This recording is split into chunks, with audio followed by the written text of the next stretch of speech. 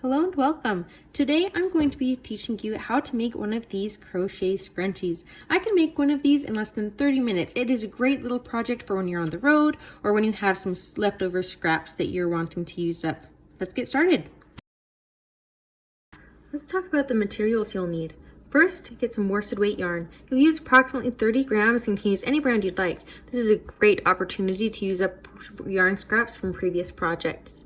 A crochet hook. I like these ergonomic candle ones from Boyer, but you can use whatever you'd like best. A pair of scissors and yarn needle. Again, you can use whatever you have on hand. No need to get fancy at all. And of course, some hair ties. It doesn't matter what brand you use, the pattern is fully customizable. Use the hair ties that work best for you and your hair. Let's get started. Now I'm going to be using 2 hair ties for my scrunchie today. I have rather thick hair and want to give my scrunchie some extra strength. Now you don't have to do this. In fact, most people don't need a second hair tie, but it's something that I'm going to do for today. I'm going to take your yarn. We're going to make a slip knot. Use whatever method works best for you. I'll do it nice and slow so you guys can see how I do it. Put your hook into that loop, pull it tight. Now we're going to bring our crochet hook and yarn through the hair ties so that we can use these hair ties as a base. Now we're going to chain 2. How we're going to do that is we're going to wrap the yarn around our hook. See, there's yarn over our hook, so it's called a yarn over, and pull through the loop we already have on there. So that is 1 chain. We're going to do 2 total, so this is the last one. Now we're going to double crochet all the way around both of our hair ties. How we're going to do that, we're going to start with another yarn over, bring the hook down under the hair ties and to the back. Now we'll grab this yarn. This is also called a yarn over. We'll grab this yarn, bring it to the very front. You should now have 3 loops, 1, 2, 3 on your hook. Yarn over and pull this through 2 loops. Now you should have 2 left over. Yarn over again and pull through the last 2 loops. Now you have 1. Now we're going to repeat the process. So again, yarn over, bring the hook underneath the hair tie, yarn over, bring it to the front, yarn over, pull through 2 loops, yarn over, pull through 2 loops. Now, as you're going around, a lot of people will want to crochet over their yarn tail to avoid sewing it in later. So that would be holding this little guy up underneath this as you're working.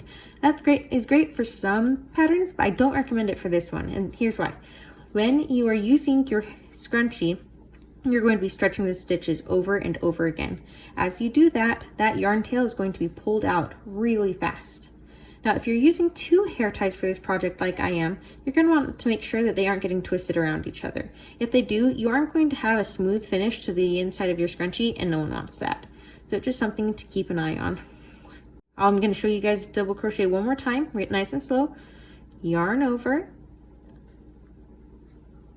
hook to the back, yarn over, hook to the front, yarn over, pull through 2, yarn over, pull through 2. Now keep crocheting all the way around and come back to me at that point.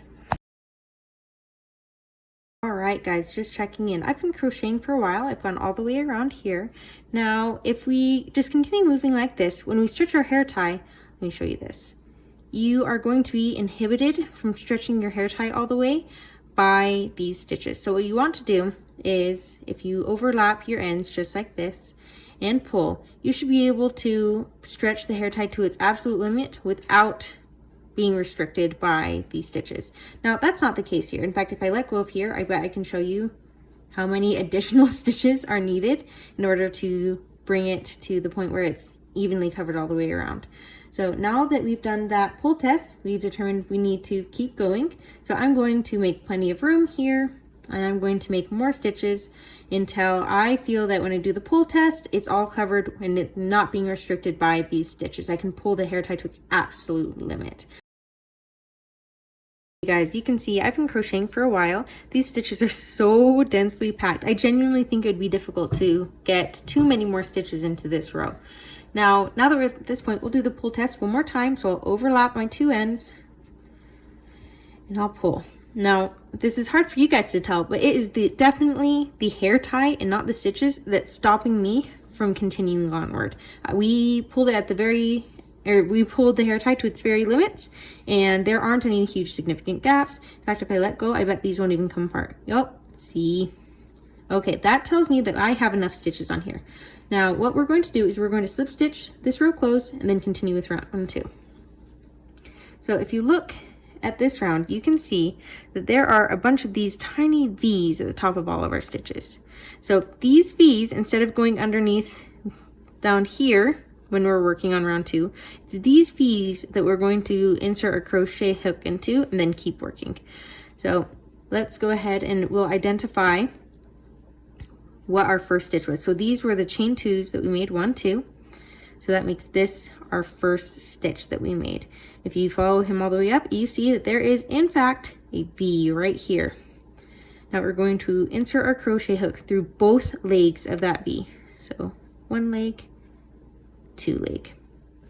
We're going to yarn over, bring a loop over to the front.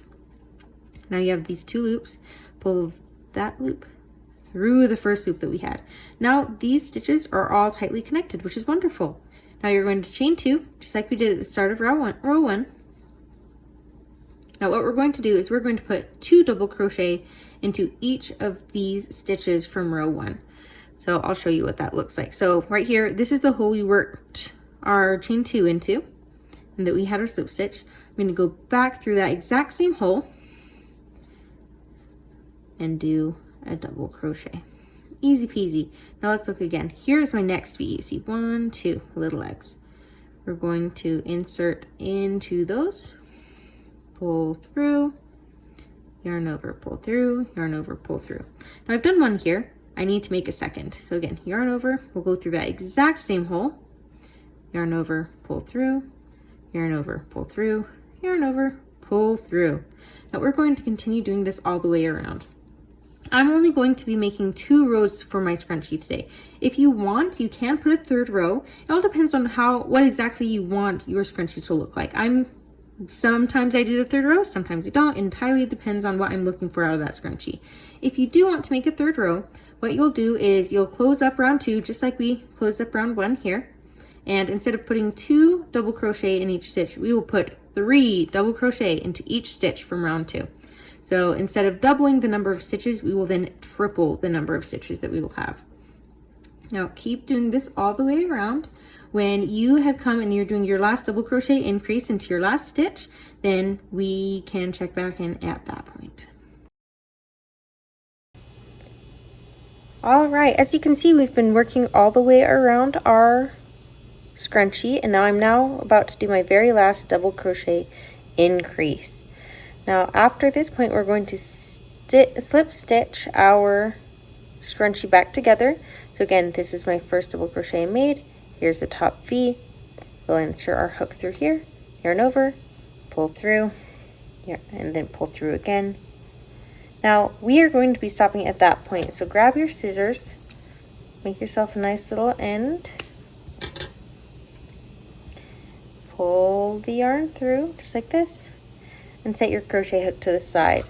Now we're going to thread our yarn needle just like so. For those of you who don't have lots of practice, what I do is I twist the yarn to get it as thin as possible, make a little loop with it, then just push it through with my fingers. Ta-da! I'm going to be doing what's called an invisible seam today. What that means is we're going to make it look right here at this junction like it does everywhere else. So how that's going to work is I'm going to take this yarn needle.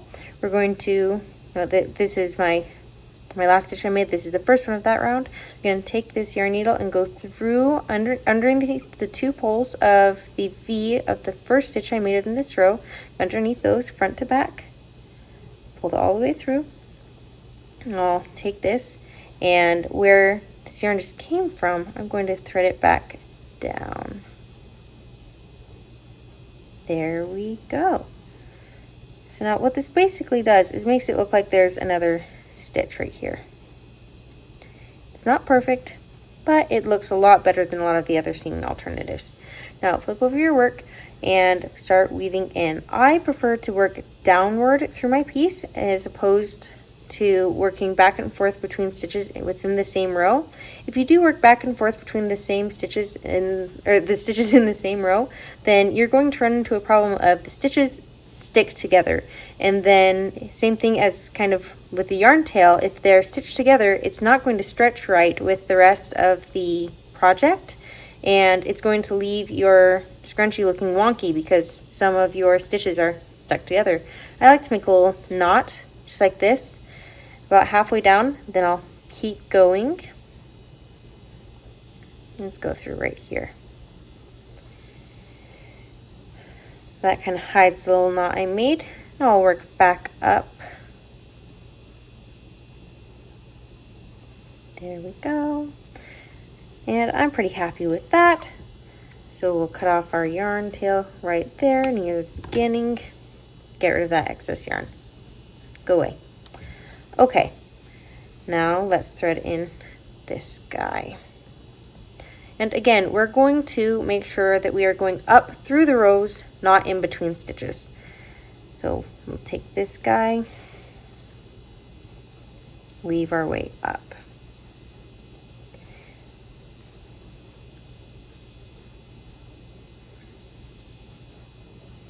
And you don't have to use any specific rhyme, reason, purpose, anything for how you pick what stitches to go through or what little beams. Just work your way upwards. It does not have to be perfect. All right, now that I'm here at the top, I'm going to make another little knot. Again, this knot will disappear momentarily. Boom! I'll go back down again.